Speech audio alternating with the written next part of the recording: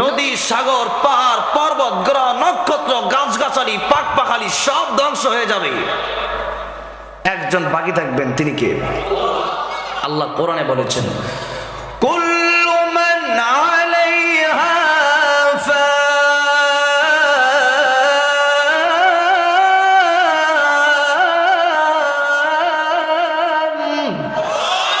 ويبقى وجه ربك ذو الجلال والإكرام।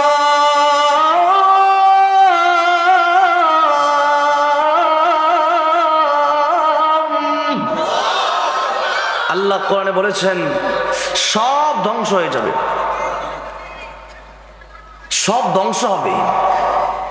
এটাকে একটা কিয়ামত।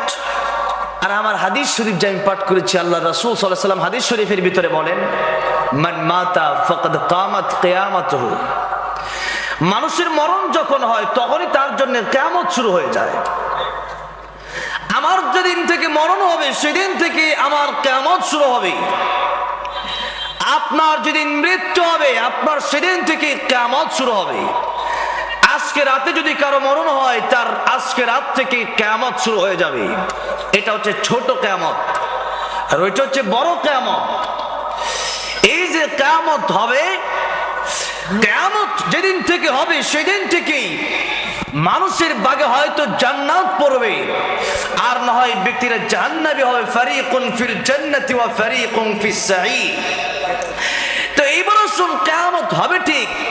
আমরা সবাই যে মৃত্যুবরণ করব সবাই বিশ্বাস করি কি করি না? সবাই করি। কিন্তু আল্লাহ নবী বিশ্বনবী রাহমাতুল লিল আলামিন যখন এই কথা বললেন যে ও পৃথিবীর মানুষ, আজকের এই কিয়ামতের আলোচনা করার উদ্দেশ্য হলো পৃথিবীর মানুষ এই দুনিয়ার জন্য পাগল হয়ে গেছেন। দুনিয়া থাকার জায়গা নয়।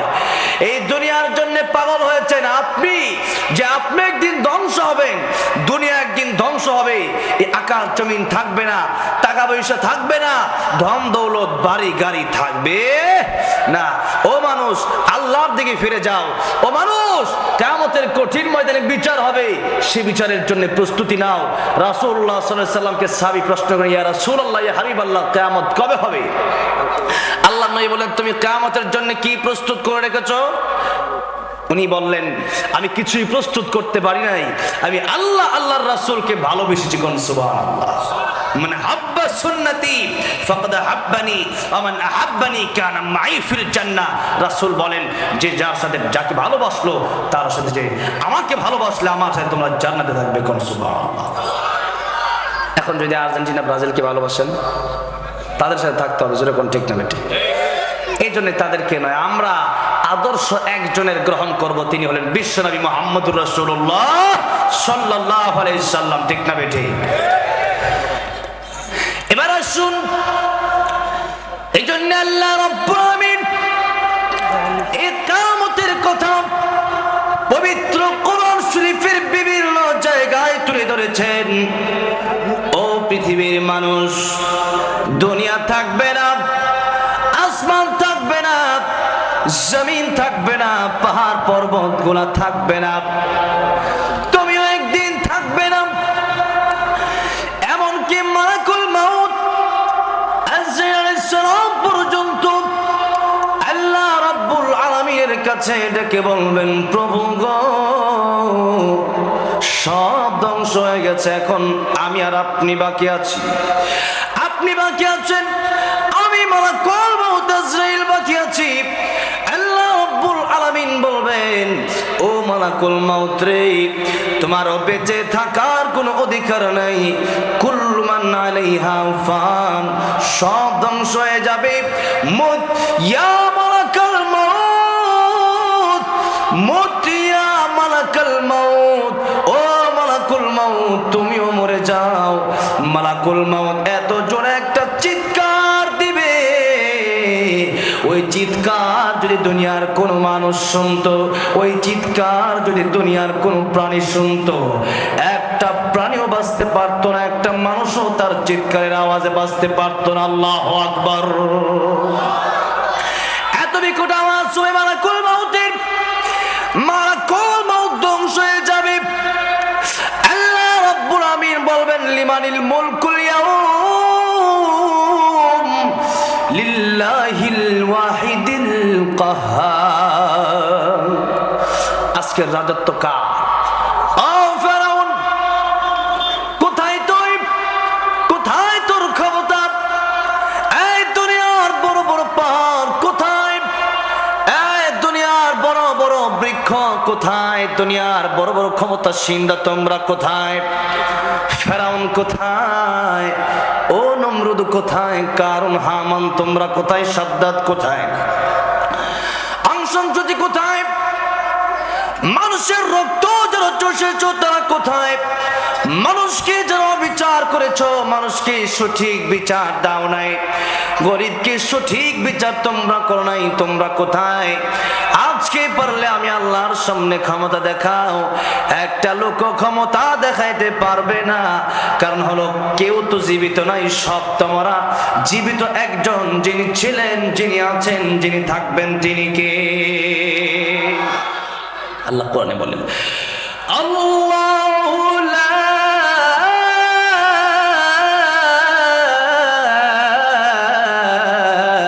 ইলাহা ইল্লা হু আল হাইয়ুল কাইয়্যুম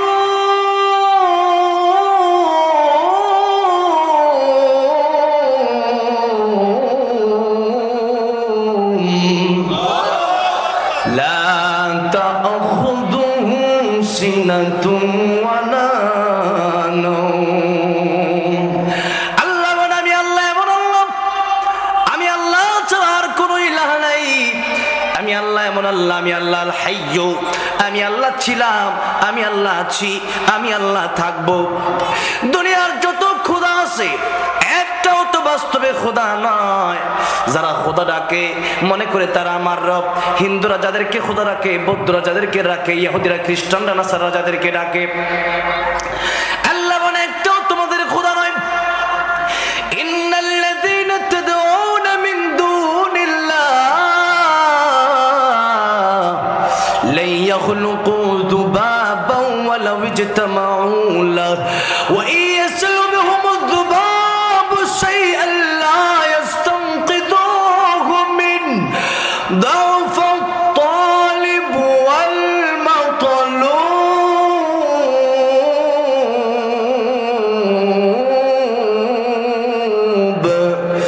আল্লাহ বলেন, আমি আল্লাহ ছাড়া তোমরা যাদেরকে অভিভাবক হিসাবে ডাকো, যাদেরকে তোমরা রব মনে করো, যাদেরকে তোমরা প্রভু মনে করো, তারা তোমার কেমনে প্রভু হবে?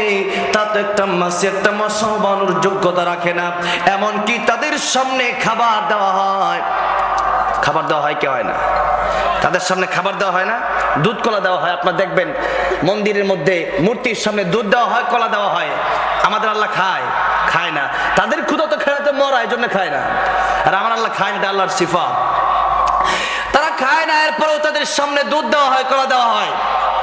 মাছি দেখবেন আয়েশা বন বন বন বন কইরা দুধে মুখ দেয়, জোরে কোন ঠিক না ঠিক? এরপরে আল্লাহ বলেন, এই মাছিটা তাড়ানোর যোগ্যতা, মাছিটা দূর করার যোগ্যতা এই মূর্তি রাখে না। নিজে চলতে পারে না, মূর্তিকে ব্যান গাড়ি দিয়া, পিক আপ দিয়া, ট্রাক দিয়া আরেক জায়গায় নিয়ে যাওয়া লাগে, কথা কোন ঠিক না বেঠি?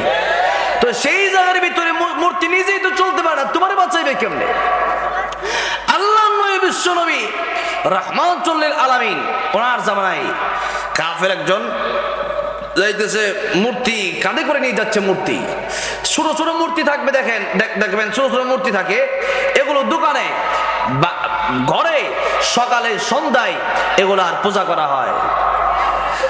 তো একটা নিয়ে যাচ্ছে কাঁধে করে, তো যখন নিয়ে যাইতেছে তখন তার হঠাৎ করে শিশি ধরছে। কি ধরছে? জোরে কোন কি ধরছে? ঘুমায় গেছেন আপনারা? প্রস্রাব ধরছে। কি ধরছে? প্রস্রাব ধরছে। যেই মাত্র ধরছে প্রস্রাব, চিন্তা করছে খোদারে লই এই প্রস্রাব করবো না খোদারে পিছনে রাইখা প্রস্রাব করবো। খোদা তো দেখে ফেলাইব, খোদার যদি কান্দ লই এই প্রস্রাব করে খোদা দেখে ফেলাইব না জায়গাটা। এই জন্য খোদারে পিছে রাইখা এবার সে প্রস্রাব করার লাগিয়া, সেও প্রস্রাব করতেছে পিছন দিয়ে এক কুকুর, কুত্তা, কুত্তা তার খোদার মুখের উপরে কুত্তা প্রস্রাব শুরু করে দিছে। তো এক প্রস্রাব করে সামনে দিয়ে আওয়াজ হয় পিছন দিয়ে, এটা কিভাবে সম্ভব? পিছন দিয়ে তাকায় দেখতেছে যে কুত্তা প্রস্রাব করছে, কুত্তার কিছু নিয়ম আছে। কুত্তার এক নম্বর নিয়ম হলো, কুত্তা যখন প্রস্রাব করে তখন ঘ্রাণ নেয় মাটিতে, কি নেয়? ঘ্রাণ নেয়। কি ঘ্রাণ নেয় আমি বলতে পারবো না, কুত্তা বিশেষজ্ঞ ডাক্তার যারা আছে এরা বলতে পারবো, যখন ঠিক না ঠিক। আমি তো কুত্তা বিশেষজ্ঞ ডাক্তার নয়। তো কুত্তা দেখবেন ঘ্রাণ নেয়, এরপরে প্রস্রাব করে। তো এখন কুকুর যখন ওই দিন ঘ্রাণ নিতে নিতে নিতে নিতে তার খোদার মানে মুখের উপরে ঘ্রাণ নিচ্ছে, মানুষ খোদা না চিনতে পারে কিন্তু কুকুর ঠিকই চিনে, যখন ঠিক না ঠিক। কুকুর যখন যেই মাত্র ঘ্রাণ নিছে, ঘ্রাণ নিয়ে কয় এত সুন্দর সেন্টের ঘ্রাণ আমি আর জীবনে পাইছি না। কুকুরের আরেকটা নিয়ম হইলো, কুকুর এক ফাও আঙ্গায় প্রস্রাব করে, যখন ঠিক না ঠিক। আরেকটা নিয়ম হইলো, কুকুর যখন প্রস্রাব করে তখন মাঠের এক কোনায় প্রস্রাব করে 100 ডাক, আরেক কোনায় গিয়া করে 100 ডাক, হে কোনায় গিয়া করবে 100 ডাক, যখন ঠিক না ঠিক। ওই দিন কুত্তায় কয় আজকে আর আমি 100 ডাক ধরে আজকে ছাড়বো না, আজকে কেজি ধরে একবারে খোদারে গোসল করাই দিব। এখন হ্যাঁ প্রস্তাবটা করে দেখেছে, কুত্তা প্রস্তাব করতেছে, কুত্তারে কয় আমার প্রস্তাব পরে করবো না, কুত্তারে খাদাই। কুকুরের পিছু যখন গেছে, কুকুর তো চলে গেছে, কিন্তু সর্বনাশ, খোদার উপরে প্রস্তাব করে দিছে। খোদার মানিজ্যতা আছে নি আর? এখন স্মরণ তো খোদার, খোদার উপরে প্রস্তাব করে দিছে, রহমতের পানি দিয়ে গোসল করাই দিছে খোদারে। গোসল তো জীবনে খোদারে করার লাগে না। তো এখন যেই মাত্র দেখছে, এখন তার রাগ উঠছে, আমার খোদা তুই তোর উপরে কুত্তা প্রস্তাব করলো, তুই টের পাইলি না? আর তুই একটা কমপক্ষে দরকার ছিল, যেই পা আঙ্গায় প্রস্তাব করছে, যে পা উঠায়া এই পাওটা কমপক্ষে ব্যাংকে দেওয়া দরকার আছে, যেরকম ঠিক না ঠিক। নাইলে কমপক্ষে কুত্তার এক সর দিয়া দাঁতের 32টা দাঁত ফলাই দিতে, যেরকম ঠিক না ঠিক। তুই একটা কুত্তার একটা সর দিতে পারলি না। বুঝছি তুই কেমন খোদা, তুই তো খোদা না, তুই হলো হুদা, যেরকম কি হুদা। লাঠি একটা নিছে, কি নিছে? লাঠি। লাঠি নিয়ে কুকুরে দিছে একবারই, কুত্তার মানে খোদারে দিছে একবারই। খোদার আতো নাই পাও নাই, ভেঙে গেছে। এমন খোদা যায়, খোদারে বাড়ি দিলে খোদার হাত ভেঙে জায়গা। আঙ্গুর তো আল্লাহ পাক বানাইছে, আল্লাহ দাউফা তালিব ওয়াল মাতলুব, যে চায় তালিব এও দাউফা এ দুর্বল, আর ওয়াল মাতলুব যার কাছে চাওয়া হচ্ছে, যে মূর্তির কাছে চাওয়া হচ্ছে, আল্লাহ কয় এটাও দুর্বল। তার কাছে তুমি চাইবা কেমনে? সে তোমার দিতে পারবে না, দিতে পারবে না। এই জন্য সেও দুর্বল, তুমিও দুর্বল। কিন্তু আল্লাহ পাক মানুষকে এত শক্তিশালী বানাইছে যে লাড়িতে বাংলা মোটামুটি হাত ভেঙে যাইবো, ভাঙবে না। কিন্তু তার খোদা তো মাটির তৈরি, একবারে কাঁচা মাটিতে খালি বানাই আনছে, বাঁশ একটা লাগাইয়া, তাহলে খার হইতেও পারে না। এখন এই রাজন বাড়ি দিছে, আর তো ভাঙে যাওয়ারই কথা, যেরকম ঠিক না ঠিক। একজন যে কিরে মারসুদ কে লিগা খোদারে, খোদার আত কই ফাও কই, খোদা নিজে বাঁচাইতে পারো না কুকুরের প্রস্তাব থেকে, সে আমাকে বাঁচাবে কিভাবে, যেরকম ঠিক না ঠিক।